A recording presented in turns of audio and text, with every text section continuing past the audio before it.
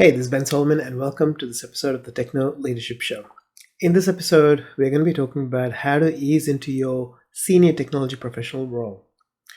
So, you've done the work, you've gotten the experience that you needed, and you've done all the work to understand your strengths, your weaknesses, and where you want to head in your career. And you've applied for the job, got the job, got the interview, got the job, and here you are. In most cases, unless you're working in a really big organization, you've probably moved out of the organization to go into a different organization to get into this role. So if that is the case, it brings a set of challenges in and of itself. One, you've got to build your reputation in there. Two, you need to build relationships in there. And three, you've got to, in a sense, prove, no matter how much experience you've had before, you're brand new to this place. So you've got to prove yourself and get recognized for what you're capable of, the value that you bring. So in any such situation, you'd hope that you'd have the right structures in place to be able to onboard you in and give you the ability to build relationship with key people initially, and then with as many people as possible. Even if you're not going to be on the front lines facing customers in a senior role, it is good for us to have relationships with end users as well as with key stakeholders. Because in a lot of cases, when we are in that role, sometimes get asked questions around projects that our manager or CIO director might put in, and if it's in our area of control, they might ask questions around it casually. Most of the time it just happens casually. But what it does do is, when you have a good relationship with the people there, it helps those projects to go through smoother, and it helps you then be able to get them done and give the business that you're working for the value that they're after. So building relationships, knowing who is the real power behind everything, because sometimes you have people in positions, they have titles and all that sort of thing, but the true power of that particular department or organization even sometimes is with someone else. And if you understand who that person is and have them on board as a comrade, then it helps in getting things done. And especially in bigger organizations, what I've noticed is there are cliques that form, which is unfortunate. Like, most of us who come into this technology and engineering space want to get the job done and move on. But then we ourselves sometimes lead that clique formation because we have this engineering or technology group that speaks in our own little language. And when we speak to clients, we don't speak non-technical language, and we just start because that's what we're used to. That then creates a divide going, oh, these guys are nerds or technologists who, don't understand what we're trying to do. And all of those sort of things come up. And as a senior professional, we have to ensure that we are clear in our communication. We have relationships built so that we can have a good, normal chat with people when we are helping them. Like, in a lot of organizations, you might have escalations come up from junior roles into your role to be able to then go to root cause analysis and provide a solution. And in a lot of cases, rather than going up and down in tickets, and once you've resolved the root cause, putting it back to the help desk person is probably not the best customer experience. Because in a lot of cases, even if the customer doesn't understand what happened, they're curious. And taking a couple of minutes to whether pick up the phone or see them in person and say, hey, this issue came into my queue. I've had a look at it, and we've resolved the issue based on what I've done. It was something to do with XYZ. Make it, high level so that they get a feeling that you actually care. And then you don't have to go into details because they don't really care about the details, most of them. And then that builds a kind of reputation going, ooh, that person actually cares. That engineer, that tech professional, that whatever it might be, role, that person actually cares.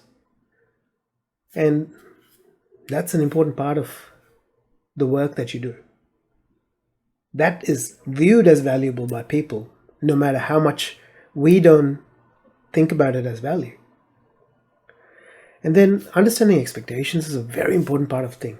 Like, you might have a job description that says XYZ, but when you actually talk to your manager, when you have your one-on-ones, ask them, like, look, I understand this is there. Is there anything else that, you would expect? Is there anything else I can do to help you? So when you do that, hey, can I help you in some way? Can I take something off your plate so that you can, do your work better? It's someone's, weight taken off their shoulders. And for that, you need to build good relationships from the beginning and prove that you can do the work. And just having that awareness of expectations is important. And also managing expectations of your colleagues. Like if you're in a big team, you're part of that chain, so to speak. And you need to understand what the known and unknown expectations are. And if we know that, then we can actually ensure that we manage it properly. We can get the job done. And in circumstances when we can't get the job done to SLAs or other agreed timelines, we can communicate that and say, hey, look, unfortunately, I'm tied up with this job. Can you wait till X number of time before I can do it? Or can I get someone else to do it for you? And all that sort of thing plays a part in managing that expectation. And similarly, managing expectations with other high-level leaders is important. And then understanding internal processes and frameworks. First 60 to 90 days, I think, no matter how senior the role is, and yes, there is an expectation that you'll hit the road running, but that comes more from the core technical understanding and everything. But from a process standpoint and from a standpoint of frameworks that they use, every business is different. And you need to step back, watch what your colleagues are doing, because sometimes something might be formally written as it has to be done this way, but in the team, it gets done slightly differently. And it might be that they found that doing it the slightly different way is more effective and efficient. And in that case, you speak to them and find out, and then work with your manager to see even if the process can be tweaked officially so that that's the official process. And if not, then you can find out why that official process is that way and why reality is different, and find a way to bridge that gap and, make yourself more valuable in that scenario. And then power structures, as I said, sometimes person has role, but another person has the power. And understanding that is very important in the dynamics of how organizations work, so that you can actually be more effective and actually can show the value that you're creating. And because sometimes there are some people who can be a bit like they love throwing spanners in the works. And if you don't have a good relationship with this person who is the real power behind everything, no matter how good your relationship with the person with the title is, things aren't going to get done because this person keeps throwing spanners in the works. So trying to understand that and trying to be more diplomatic in how we go about things with our colleagues from various departments, as well as with people who are above us in the organization's hierarchy, is important. Organizations are changing. It's becoming more and more flatter structured, which would be a better, more effective way to go about things as we go into this future where things are changing at such rapid pace. But still, there will be some amount of hierarchy there, even if there's more flatness than hierarchy like it used to be. So yeah, in a senior role, build up your relationships. First 60 to 90 days, really focus on relationships. Also focus on building up your reputation within the team so that people in the team feel like they can trust you.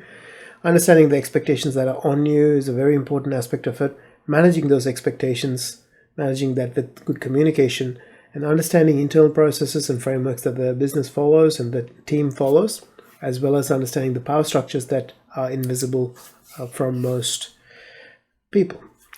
So hopefully that's helped you out. It gives you an idea of, just insights to what to look out for when you go into a new role so that you can get in better and enjoy your work, do work that you enjoy, are fulfilled with, and also creates value for the organizations that is visible to the people who are employing you, that they find that you're indispensable to them. So hopefully this helped you out, and I wish you all the best in your journey as a tech professional, manager, and leader. And if you like this video, please hit the like button. And if you haven't subscribed yet, please hit the subscribe button to be notified of future videos. Have a fantastic day, and I'll talk to you in a future episode. Take care. Bye.